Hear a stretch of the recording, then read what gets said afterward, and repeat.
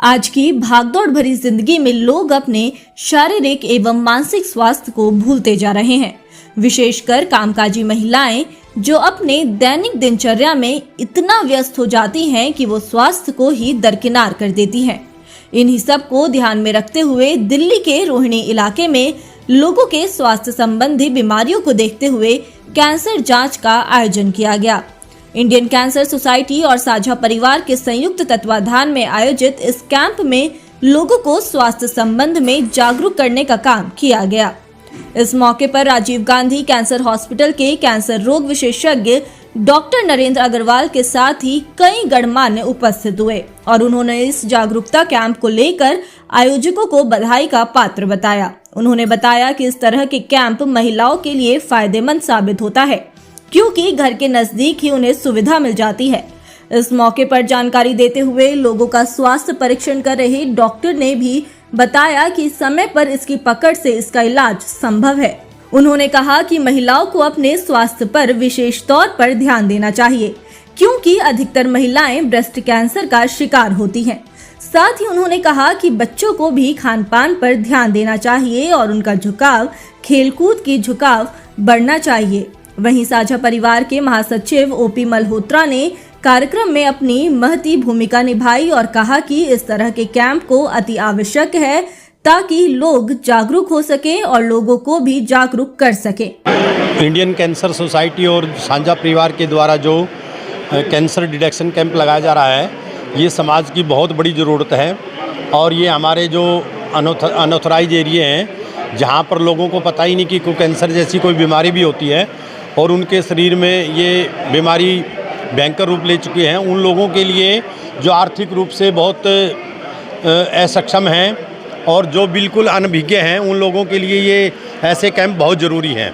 और मैं अपनी संस्था में ये जो अग्रसेन भवन में आज कैंप लगाया गया है, मैं तो ये चाहता हूँ कि संस्था के द्वारा हर महीने लगाया जाए, ताकि बहुत से जो लोग हैं उनको इसका जागरूकता हो कैंसर के बारे में। डॉक्टर साहब ने जैसे अपने शब्दों के माध्यम से भी जागरूक रहने के लिए बताया और उसके कुछ प्रिकॉशन भी बताए, इनका पालन करना बहुत ज़रूरी है।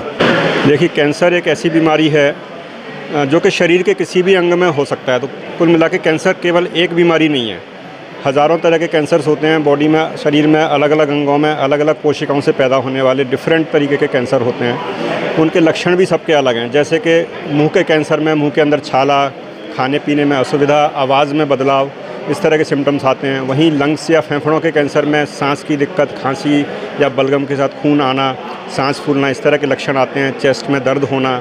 उसी तरह से पेट के आमाशय के कैंसर्स में पेट में दर्द, उल्टी या मल के साथ रक्त आना, ब्लड आना, इस तरह की शिकायतें होती हैं। भूख में कमी होती है, वज़न में गिरावट होती है। रक्त कैंसर में अलग तरह के लक्षण होते हैं, मुख्य रूप से कमज़ोरी, खून की कमी, ब्लीडिंग होना, शरीर में जगह जगह गांठें बनना। तो इस तरह से हर कैंसर का अपना एक अलग लक्षण है। कुल मिला के कैंसर के कारण जो हैं वो अक्सर कॉमन होते हैं, जैसे कि वातावरण में होने वाले प्रदूषित गैसें, खान पीन के साथ जाने वाले पेस्टिसाइड्स, इंसेक्टिसाइड्स, और जो हमारे रोज़मर्रा की ज़िंदगी में जो हमारे आदतें हैं, जैसे कि सिगरेट, बीड़ी, तंबाकू का सेवन, अल्कोहल, शराब का सेवन।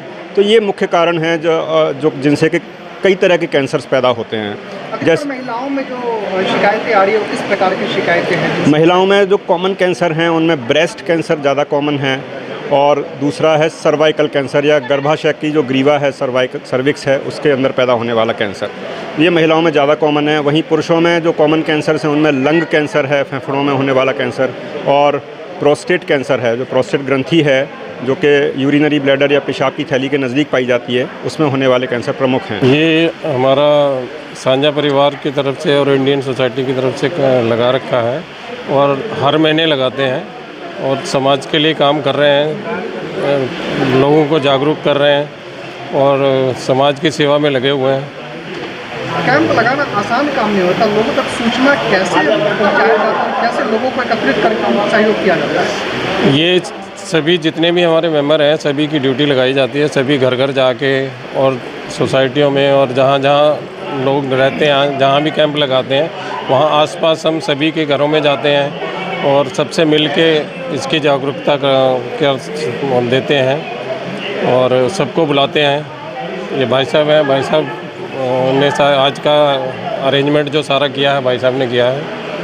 और जांच जरूर। मेरा नाम संगीता मिश्रा है। मैं एक समाज सेविका के साथ एक बाय प्रोफेशन टीचर भी हूँ और मेरा अक्सर महिलाओं के बीच आना जाना और महिलाओं के बीच काम करने का मौका मुझे मिलता रहता है और मैं अक्सर ये देखती हूँ कि महिलाएं अपनी सेहत के लिए बहुत कम जागरूक होती है या यूँ कहें कि बहुत लापरवाह होती हैं।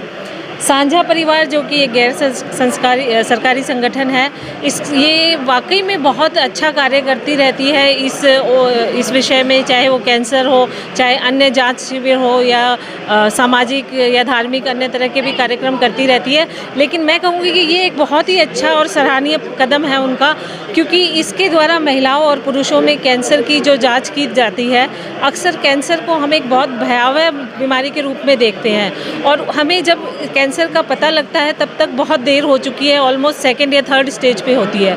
लेकिन अगर इस तरह के कैंपों का आयोजन होता रहे तो इजीली लोग आते हैं और करवाते हैं, तो उनको शुरुआती रूप में ही उसके लक्षण या शुरुआती रूप से ही उसके बारे में पता चल जाता है। तो ये साझा परिवार का बहुत ही अच्छा और प्रशंसनीय कदम है। मैं बहुत सराहना करती हूँ साझा परिवार से, जग्गी जी का, संदीप जी का और भी जो इस संस्था को चलाते हैं उन सभी का।